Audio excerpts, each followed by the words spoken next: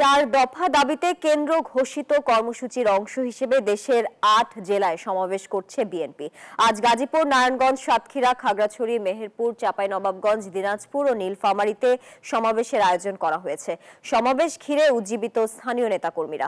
এদিকে দুপুরে নীলফামারী সমাবেশে বিএনপির মৃত ব্যক্তির ভোটে ক্ষমতায় যেতে চায় না বলে মন্তব্য করেন বিএনপি চেয়ারপারসনের উপদেষ্টা কাউন্সিলের সদস্য জয়নুল আবেদিন ফারুক।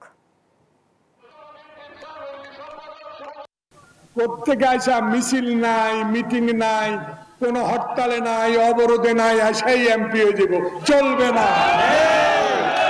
আগে আমার নেতা যারা জেল খেটেছে, তারেক সাহেব বলেছে তাদের মূল্যায়ন হবে। আমার ভোট আমি দিয়ে তারেক রহমানকে একবার বাংলাদেশে সরকার গঠন করার জন্য আল্লাহ পাকের কাছে